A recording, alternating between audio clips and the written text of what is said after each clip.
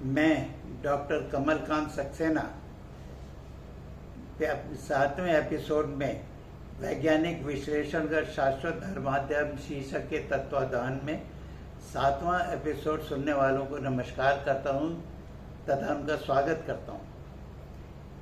पिछले छठे और पांचवें छठे एपिसोड्स में मैंने ये बताया था कि रचनाकार ने कदाचार की सजा में जो पहले नियम के उल्लंघन की होती है, जिसे हम सोने और जागने का उल्लंघन कहते हैं, उसके बारे में बताया था कि वो किस तरीके से हमें सजा देता है। मैंने बताया था कि एक जीव को चेतन तत्व आत्मा और प्रकृति के पंच से बने शरीर के योग के द्वारा अस्तित्व मिला। ये दोनों जब तक योग निभाते रहते हैं तब तक आदमी स्वस्थ रहता है, जीवित रहता है, और जिस दिन ये योग खत्म हो जाता है, जीव खत्म हो जाता है, उसकी मृत्यु हो जाती है। अब इन दोनों को योग निभाते समय शरीर आत्मा को, आत्मा शरीर को बराबर से योग निभाने के लिए एक दूसरे को जिंदगी भर ट्रीटमेंट देते रहते हैं, मेडिकेट करते रहते हैं, जिस कारण इस योग की क्रिया को मेडिटेशन कहा जाता है। मैंने ये भी बताया था, आत्मा चूंकि चेतन तत्व है तो वो शरीर को हर समय जगाए रहना चाहती, मगर जिस समय आसमान में टेम्परेचर सबसे ज़्यादा ठंडा और अंधेरा होता है, तब यह आत्मा शरीर को सोने के लिए बराबर से मदद करती, योग करती। और उसके बाद जब उसका समय आता है कि जिस समय रोशनी ही में मात्र आने वाली होती, तो आत्मा शरीर को जगाना चाहती। वो समय सवेरे 4 बजे का होता है, यानी 10 बजे से 4 बजे का वो समय होता है जब प्रकृति में, आसमान में सबसे ठंडा समय होता है, और उस समय अंधेरा भी सबसे ज़्यादा होता है। अब यदि आत्मा चूंकि चेतन तत्व है, इसलिए वो शरीर को सबसे कम टेम्परेचर पर, आसमान में जब प्रकाश आने वाला होता है तभी जगाने की कोशिश करती है। अगर वो जगा पाती तो वो सबसे चैतन्य आत्मा कहलाती।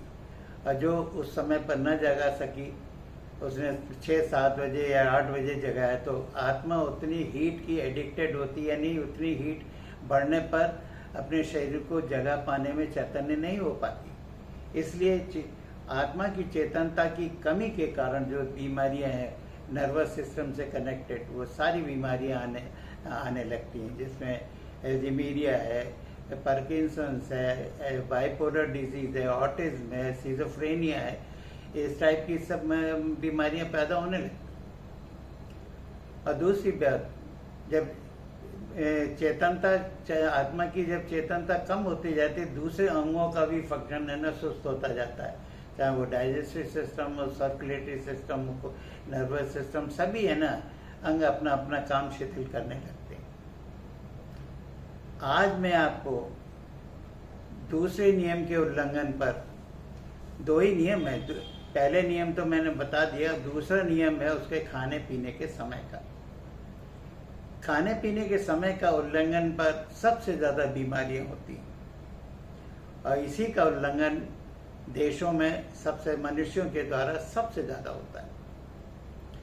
आज मैं सबसे पहले आपको ये बताऊंगा, खाना पीना का फंक्शन हमारे डाइजेस्टिव सिस्टम या पाचन संस्थान के द्वारा होता है। तो पाचन संस्थान हमारे शरीर में कैसे वर्क करता है, कैसे क्रिया करता है, सबसे पहले मैं इस बात को बताऊंगा। हम जो भी कुछ खाना खाते हैं, मुंह के थ्रू खाते हैं, चबा के खाते हैं, जितना मुंह से चबा के तोड़ सकें उतना तोड़ पाते हैं, फिर जो नहीं तोड़ पाता उससे हम निगल कर ग्रास नली से होकर आमाशय तक पहुंचाते हैं। आमाशय जिसे मेन पेट होता है, जिसे जहाँ पर खाना रुक करके वहाँ पर पल्सेशन आते हैं, पल्सेशन के कारण तेजाब निकलता है, और वो तेजाब खाने को तोड़ने के लिए निकलता है। आमाशय में जो रस निकलता है उसे आमाशय रस कहते हैं, इंग्लिश में उसको गैस्ट्रियम कहते हैं, और गैस्ट्रिक जूस कहते हैं। इस गैस्ट्रिक जूस में, आमाशय रस में जो तेजाब निकलता है उसका नाम होता है कंसंट्रेटेड हाइड्रोक्लोरिक एसिड। ये एसिड जो कुछ खाना पेट में गया है उसको तोड़ने का काम करता है। और ये जितनी गर्मी ज़्यादा होती जाती है, आमाशय का संकुचन उतना ज़्यादा बढ़ता जाता है और तेज़ाब भी उतना ही ज़्यादा निकलना शुरू करता है। जब सूरज उदय होता है उस समय उसकी गर्मी कम होती है तो तेज़ाब कम निकलता है। जैसे जैसे सूरज की गर्मी बढ़ती जाती तेज़ाब भी बढ़ना शुरू कर देता है। तेज़ाब का काम होता है कि जो भी खाना खाया है उसको तोड़ के लुगदी बना देना, ताकि पैनक्रियास से जो एंजाइम सिक्रीट हों वो उस खाने को पोषित करके न्यूट्रिशन में बदल करके शरीर में पचने के लिए भेजें।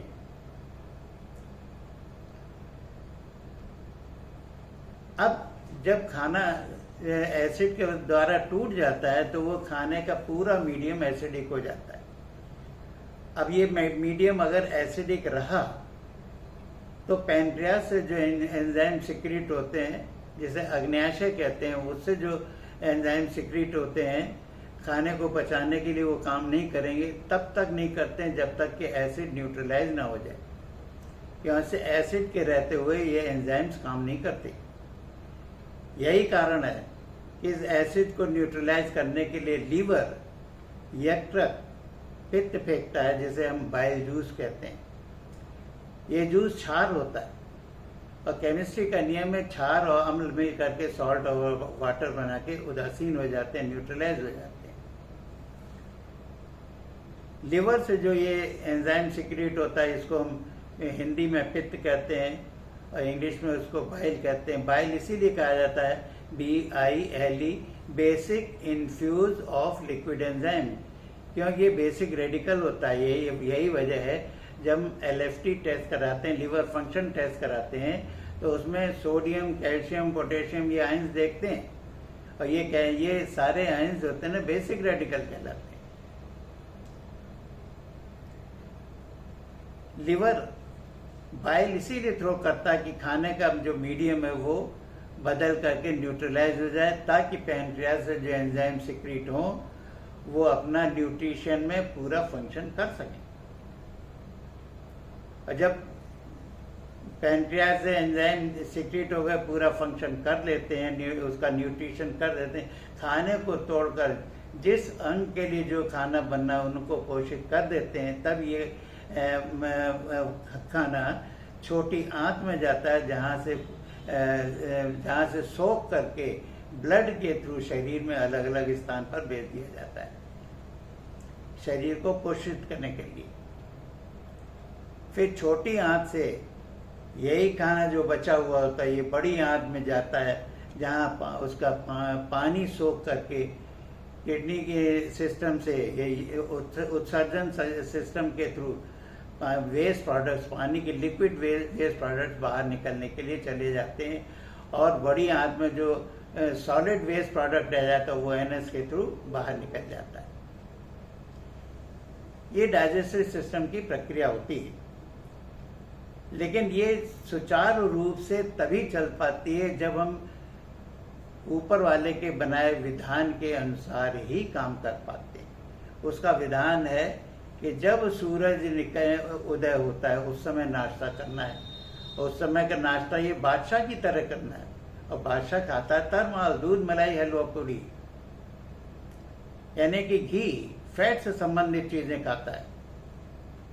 फिर दूसरा भोजन, दोपहर का भोजन, जिसे 12 से 1 बजे के बीच में खाना होता है, और वो भी मजदूरों की तरह। मजदूर चिकना ही नहीं खाता, मोटा अनाज खाता है, यानी प्रोटीन यूज करता है। दालें, मटन, चिकन, जो कुछ होते, जो भी सख्त चीजें, पनीर, बेसिकली मोटा अनाज जिसे दालों में दालें कहते हैं, उनका उपयोग ज्यादा करता है। जो भी सख्त मटेरियल होता है उसको दोपहर में 12 से 1 के बीच में खाना पड़ता है, क्योंकि जब सूरज उदय होता है उस समय गर्मी धीरे धीरे आती है तो एसिड का सिक्रीशन आमाशय में कम होता है।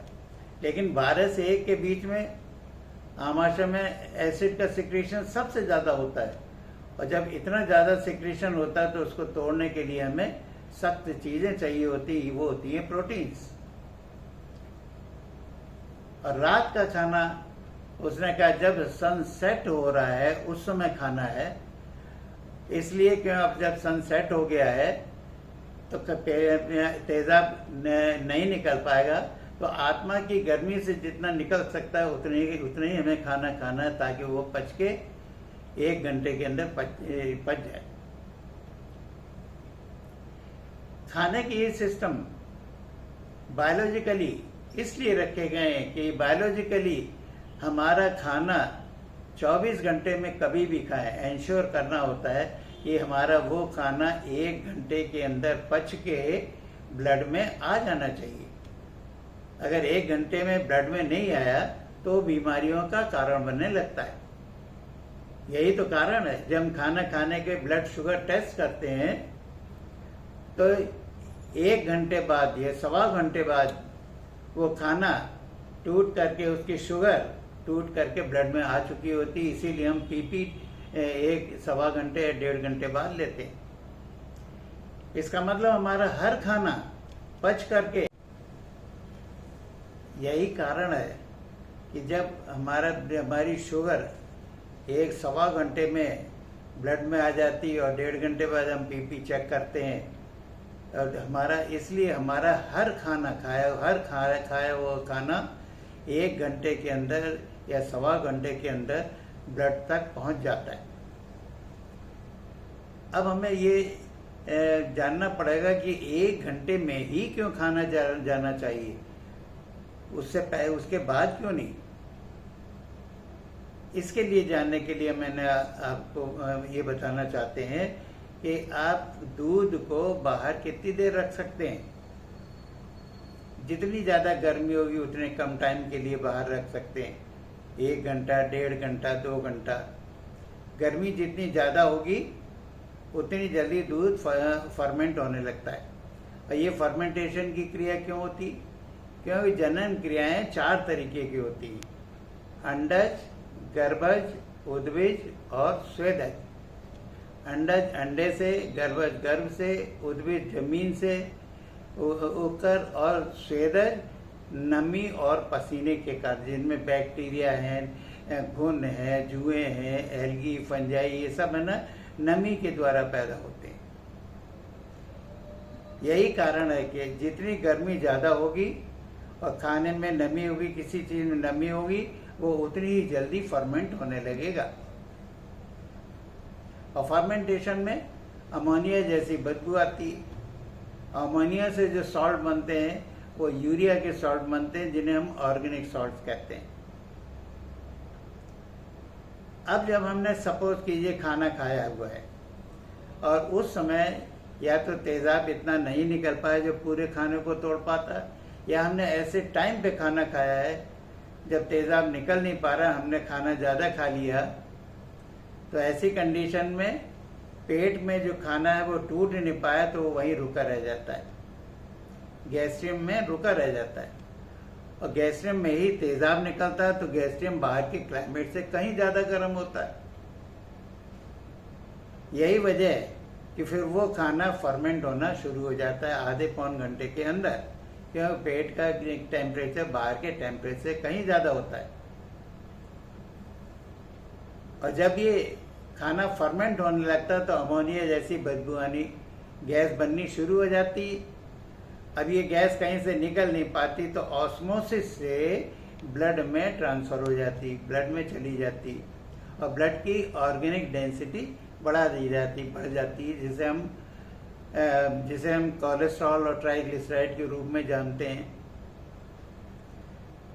अब खाई चीज़ों में फैट ज़्यादा खाया होगा तो कोलेस्ट्रॉल बढ़ जाएगा, प्रोटीन्स वगैरह इन सब का उपयोग ज़्यादा हुआ होगा तो ट्राइग्लिसराइड भी बढ़ जाएंगे। जब ब्लड की डेंसिटी बढ़ ही गई है और वो भी ऑर्गेनिक डेंसिटी बढ़ गई है, तो ब्लड अपनी इस डेंसिटी को कहीं रिलीज करेगा। अगर हार्ट में रिलीज किया तो अरोटा ब्लॉक होने लगेगा, तो आप ओपन हार्ट सर्जरी या एंजियोग्राफी कराइए। आर्टरीज में जमा हो गया, खून की नली जो आर्टरीज कहलाते तो उसमें जमा हो गया तो आर्टीरियोस्क्लेरोसिस कहलाएगी, तो आपका जिंदगी भर के लिए बीपी बढ़ जाएगा। ब्रेन की किसी नस में, किसी आर्टरी में जमा हो गया तो आपका ब्रेन अटैक भी पड़ सकता है, हेमरेज भी हो सकता है, कोमा जा सकते हैं, नर्वस सिस्टम फेल होने लगेगा तो पैरालिसिस भी हो सकती। अगर किसी कारण से क्लॉट को रिमूव कर पाए ऑपरेशन से या किसी कारण से, तब तो बचाव है, वरना वो पैरालिसिस हो जाएगी या फिर आदमी की डेथ हो जाती। यही ब्लड शुगर, यही क्या कहते हैं कोलेस्ट्रॉल या ऑर्गेनिक मटेरियल अगर स्किन की कैपिलरीज में जमा हो जाए तो वो गांठें बना जाएगी, जिससे हम लाइपोमी कहते हैं। और किसी अंग में जो खून की नदियाँ उनमें जमा हो जाएगी तो वही ट्यूमर कहलाने लगता है। तो 1 घंटे में खाना न पचने के कारण ये सब बीमारियां पैदा शुरू हो जाती हैं। और ये क्या आजकल हो नहीं रही, जिसके देखिए हार्ट ब्लॉक हो रहा है, जिसके देखिए ब्रेन अटैक हो रहे हैं, जिसके देखिए हर एक के अंगों में ट्यूमर बन रहे हैं, फोड़े फुंसी बन रहे हैं। ये सब इसीलिए तो बन रहे हैं कि लोग रात में खाना इतना लेट खाते हैं कि खाना पचता नहीं, और सवेरे जब खाना चाहिए उस समय तो सब नागा किए रहते हैं। रात का खाना इसीलिए कहा गया है कि सनसेट पर जब तक गर्मी है तेजाब निकल आएगा और उतना ही खाना खाना है, ताकि जितना तेजाब निकल पा रहा है उतना खाना खाइए, ताकि 1 घंटे में पच के बराबर हो जाए। इसीलिए रात का खाना फकीरों का खाना कहा गया है। और फकीर खाते हैं फल, कंदमूल फल, और फलों की तासीर होती कि पेट की गर्मी से ही वो टूट के आधे घंटे में आगे बढ़ जाएंगे। यही कारण भी है कि रात के खाने के बाद लोग टहलते हैं, बॉडी को वार्म अप करके एसिड प्रोड्यूस करने के लिए टहला जाता है। इसीलिए उसको वॉक कहा जाता है, WALK, willing act of locomotion for काइनेटाइजेशन।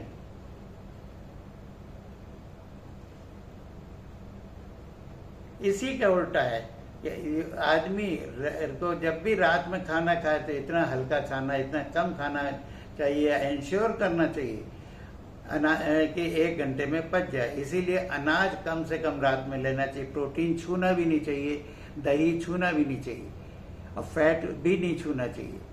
जितने कम फैट से फैट लिया जा सके वो लेना चाहिए।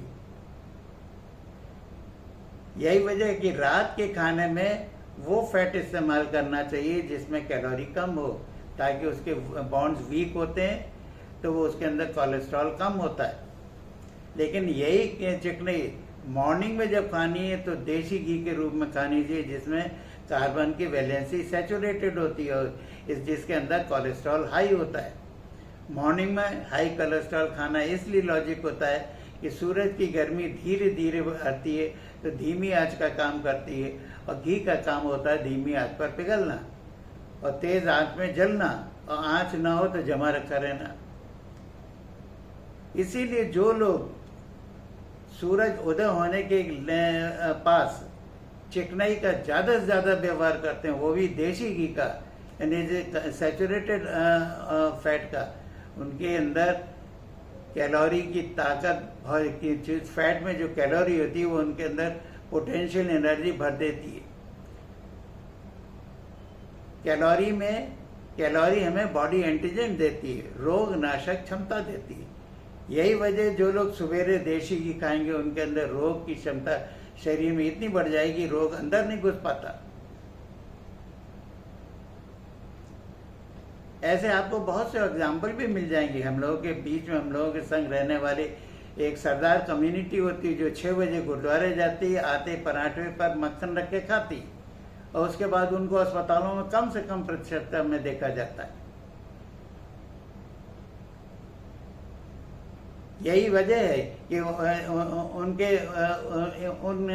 उनमें सरदार यूनिक में, सरदार के लोगों में, उनकी जनसंख्या में ना तो लोग अस्पताल जाते हैं, ना ही उनकी यंग डेथ भी होती है, ज्यादा से ज्यादा जीवन बिता पाते हैं। उनके अंदर इतनी कैलोरी होती है कि दिन भर वो मेहनत कर पाते हैं, फिर भी नहीं थक, उनके अंदर कोई एक्टिविटी में कमी दिखाई पड़ती। और जो लोग सवेरे खाना नहीं खाते हैं, 7 बजे तक सो के ही नहीं उठते हैं, 8 बजे तक सो के ही नहीं उठते हैं, उनका पेट खाली रहता है, और खाली पेट में मगर सूरज की गर्मी होते ही तेजाब निकलने लगता है। और वही तेजाब जब पेट को जलाना शुरू कर देता है, क्योंकि उसको खाना वहाँ मिलता नहीं, तो पेट को ही जलाना शुरू कर देता है, डिहाइड्रेट करना शुरू कर देता है। उसके बाद वो उसी गैस्ट्रियम में अल्सर भी कर देगा। लेकिन अल्सर इसलिए नहीं कर पाता, तब लिवर को फोर्सिबली बाइल थ्रो करना पड़ जाता है, जो कि क्षार है। मैंने बताया था कि ये बाइल कहलाता है, basic infuse of liquid enzyme. ये इसलिए निकलता है ताकि जो एसिड निकला उसको न्यूट्रलाइज करने के लिए।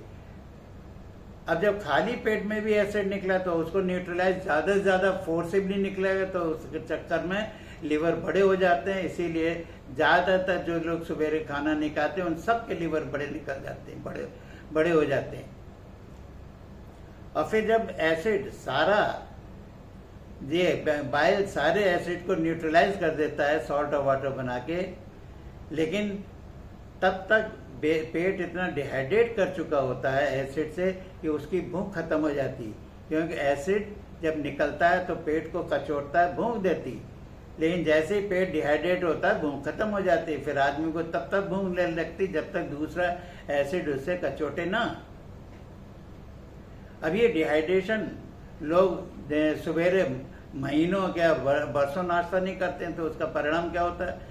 ये डिहाइड्रेशन होते रोजाना होते होते होते होते उस एक्सटेंट पर पहुंच जाता है जो डायरिया में डिहाइड्रेशन होता है। जब डायरिया में डिहाइड्रेशन होता है उस समय ग्लूकोज चढ़वाना पड़ता है। उस समय क्या कंडीशन होती है? आदमी लेट जाता है, सारे जोड़ दर्द करते हैं, और फिर बैठने में उसकी कमजोरी लगती है, पैदल चलने में सांस फूलती है। तो बीमारी सब आम आदमी को यहीं से तो शुरू हो जाएगी। अब जब जोड़ों में दर्द शुरू हो गया तो बड़े जोड़ ज्यादा दर्द करते हैं, उनमें घुटना, कंधा, टखने ये सब आ जाते हैं। यही वजह आजकल जोड़ों के दर्द की बीमारी इंडिया में फैली हुई है, उन देशों में फैली हुई जहां लोग सवेरे नाश्ता नहीं करते हैं। ये डिहाइड्रेशन के कारण स्टार्ट होती है। और जब जोड़ों का दर्द लगातार बना ही रहता है, महीनों बना रहता है, तो जोड़ों के जो टिश्यू होते हैं वो दर्द के कारण फूल के सख्त होने लगते हैं, और फिर इतने सख्त हो जाते हैं कि हड्डियां पास आ जाती हैं। तो वो लोग कहते हैं पानी खत्म हो गया, इसका ऑपरेशन कराना पड़ता है। पहली बीमारी तो ये सबसे ज्यादा अपने भारत देश में फैली हुई है, क्योंकि यहाँ अधिकांश ज्यादातर लोग सवेरे नाश्ता नहीं करते हैं।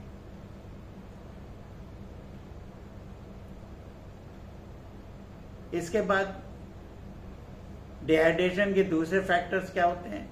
दूसरे फैक्टर्स ये होते हैं कि दूसरे अंग भी अपना काम करना सुस्त कर देते हैं। पिट्यूटरी ग्लैंड सुस्त हुई तो थायराइड दे देती है, पैनक्रियास सुस्त हुआ तो डायबिटीज दे देता है, स्प्लीन सुस्त हुआ तो एनीमिया दे देता है, बोन मैरो की डिजीज भी संभव हो जाती। तब तो कौन सी बीमारी बचती? अब पित्त जो जरूरत से ज्यादा खाली एसिड को न्यूट्रलाइज करने में निकला है, इतना ज्यादा निकलता है, इतना ज्यादा निकलता है कि एसिड को न्यूट्रलाइज करने के बाद गरम पूरा सीनों को छीलता हुआ मुंह तक आ जाता है। ये पित्त गरम किस लिए होता है जानते हैं? इसलिए होता है कि पित्त में जो सोडियम रेडिकल होता है वो सबसे ज्यादा होता है, और सोडियम इतना गर्म होता है कि पानी में उसका कण फेंको तो फ्लेम निकलती। यही कारण है कि साबुन में सोडियम डाला जाता है ताकि उसकी गर्माहट से मैल कट जाए। सोडियम में ये इतनी गर्माहट होती है, इसीलिए बॉम्ब में भी सोडियम इस्तेमाल किया जाता है। सोडियम गर्म होता है, इसीलिए तो इतना गर्म होता है कि सीनों को छीलता हुआ मुंह तक आ जाता है और पूरी बॉडी को गर्म कर देता है। ऐसी कंडीशन में आदमी का बीपी भी सडन बढ़ जाता है। अंदर का टेम्परेचर गर्म होता है, बाहर का जैसे ही टेम्परेचर बदलता है तो रोटी की तरह स्किन फूलने लगती है। जैसे रोटी का टेम्परेचर बदल दो तो रोटी फूल जाती है, वैसे स्किन फूलने लगती है, जिस बीमारी को हिंदी में पित्ती कहते हैं, इंग्लिश में अर्टिकेरिया। अब जब पित्त इतना ज्यादा पित्त बाहर आ ही गया है तो ये गॉल ब्लैडर में स्टोर होने जाएगा। लेकिन ये एक्सेस सिक्रेटेड पित्त होता है जो कि गॉल ब्लैडर का के निकलने से बाहर आने से पहले ही बन जाता है। तो गॉल ब्लैडर जब पहले से भरा हुआ है उसमें पित्त वो बाहर नहीं निकल पाता है, तो वो रख के जम जाता है और स्लग हो जाता है, स्लगिंग हो करके फिर वो धीरे धीरे हार्ट स्टोन बन जाता है, तो उन सबके गॉल ब्लैडर निकलवाने पड़ जाते हैं। अब चूंकि पित्त में इनऑर्गेनिक सॉल्ट होते हैं, सोडियम, कैल्शियम, पोटेशियम, सब इनऑर्गेनिक सॉल्ट्स हैं। यही वजह है कि जब इनऑर्गेनिक सॉल्ट पच भी नहीं रहा, खाने के संग भी नहीं पच रहा है, तो यही बाइल इंटेस्टाइन में सोख करके किडनी में जाके इनऑर्गेनिक सॉल्ट के कारण पथरियां बनाने लगता है। अब सोचिए कौन सी बीमारी बच रही। हम एक उल्लंघन भी करते हैं तो कोई किसी बीमारी से बच सकते हैं, लेकिन आम आदमी यही सोच रहा है यहाँ का जीना अलग है, अपने मर्जी से जीना अलग है, किसी के विधान में नहीं चलना है, अपने समय के अनुसार का जो हमें सूट करे उसके हिसाब से चलना है।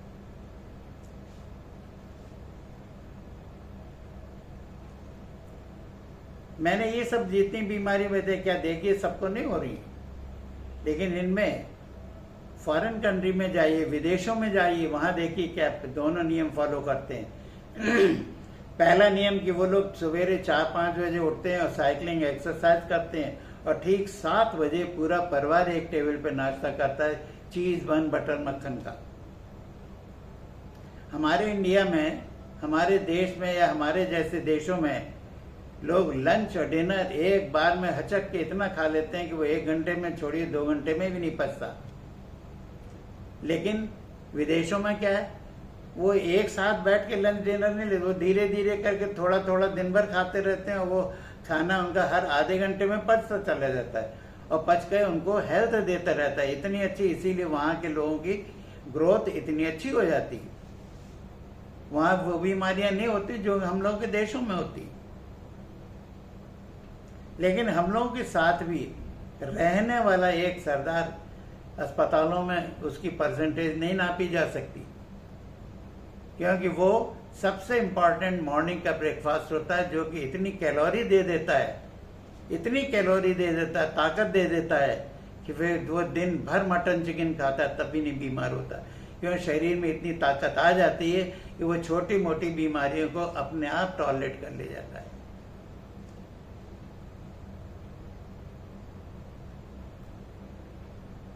यही कारण है मेरी आप सबसे इस बात की विनती है कि जो ऊपर वाले का विधान है उसको फॉलो करें, और नहीं फॉलो करेंगे तो वो आपको मिसकंडक्ट की सजा से बख्शेगा नहीं, क्योंकि बहुत ही वो सख्त ऑफिसर है।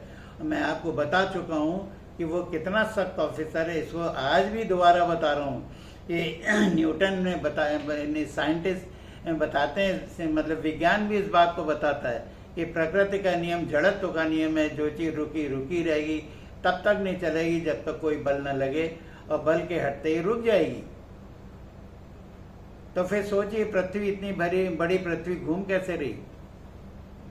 प्रकृति का नियम तो स्थिरता का नियम है, उसको तो स्थिर रहना चाहिए। कोई कैसा गुरुत्वाकर्षण से घूम रही, तो गुरुत्वाकर्षण तो जनित बल है, जब तक कोई चीज घूमेगी नहीं तब तक वो पैदा ही नहीं होगा। तभी तो पृथ्वी आज रुक जाए तो सब हवा में उड़ जाएंगी। तो जब पृथ्वी रुकी हुई थी तो पहला घुमाव किसने दिया? जिसने पहला घुमाव दिया वो आज भी लग रहा है, क्योंकि पृथ्वी आज भी घूम रही। और फिर पृथ्वी घूम ही नहीं रही, घूमने में उसका इतना अनुशासन है, इतना डिसिप्लिन है कि न धुरी बदली, न समय बदली, न गति। क्या ये अनुशासन बगैर ज्ञान के संभव हो सकता है? नहीं हो सकता ना। तो सोचिए, इसका मतलब जो शक्ति पृथ्वी को घुमा रही है उसके पास इतना अथाह ज्ञान है कि इतनी भारी पृथ्वी को भी अपने डिसिप्लिन में कंट्रोल किए हुए। तो क्या वही शक्ति पृथ्वी पे जिन्हें अस्तित्व दिया है, जिनको उसने उत्पन्न किया है, क्या उन पर वही शक्ति से डिसिप्लिन लागू नहीं करेगी? कि मजाल है उसके एक पल के नियम के उल्लंघन पर आप बच जाएं। यही तो वजह है जितने लोग उल्लंघन कर रहे हैं सब बीमार पड़ के मिसकंडक्ट की सजा यहीं पे पा रहे हैं, और जन्म से डेथ तक का नौकरी पीरियड हमारा उसका, तो वो सारी सजाएं अभी मिलेगी, कोई बच नहीं सकता। तो मेरा दोबारा सभी भाई बहनों से, सभी व्यक्तियों से, सभी गुरुजनों से नियम सभी को आग्रह करता हूँ कि वो जन समाज को खाने पीने के सही समय का, सही बातों का ज्ञान कराएं, ताकि वो लोग, हर आदमी स्वस्थ हो सके। जब स्वस्थ होगा तभी वो जीवन कहलाएगा, और जीवन जब तभी कहलाता है जब वो जीवंत हो, तभी उसको इंग्लिश में लाइफ कहते हैं, LIFE, life, longevity, intact, full of energy. और जब तक ये फुल ऑफ एनर्जी नहीं होगी तब तक वो केवल लाइफ कहलाएगा। LIVE, longevity includes vital energy, यानी कि जीव। एक जीव जिंदा तो है, लेकिन उसका जीवन तब तक नहीं जब तक वो जीवंत न हो, लाइफ न हो, longevity intact, full of energy न हो। इसीलिए मेरी प्रार्थना है भगवान से, सबको वो सद्ज्ञान दे कि हर व्यक्ति उस समय पर खाना खाए, उस समय पर अपनी जीवनचर्या को बहाल करे, जो कि ऊपर वाले ने, जिस रचनाकार ने, जिसने हमें अस्तित्व देने वाले रचनाकार ने हमारे लिए नियम बनाए हैं। तभी हम जीवन में स्वस्थ रह पाएंगे और अपने जीवन के सारे काम परफेक्टली कर पाएंगे। मैं आज के एपिसोड में कदाचार की सजा के बारे में पूरा ज्ञान दे चुका हूँ। आप लोग खुद स्वयं भी विश्लेषण करिएगा इस बात का। ये मैंने जो आपको बातें बताई बायोलॉजिकली या आध्यात्मिक तौर पर कितनी सत्य हैं, और अगर आप इनका फॉलोअप करेंगे तो कितना फायदा होगा, और नहीं फॉलोअप करेंगे तो कितना नुकसान होगा। अब अगले एपिसोड में मैं आपको बताऊंगा कि अब विजिलेंस एक्शन, यानी कि सतर्कता कार्रवाई के अंतर्गत वो ब्रह्म जो हमारा रचयिता है, वो हमारे ऊपर कैसे एक्शन लेगा और किस तरीके से हमें सजा देगा, और या किस तरीके से हमें इनाम देगा। धन्यवाद, नमस्कार।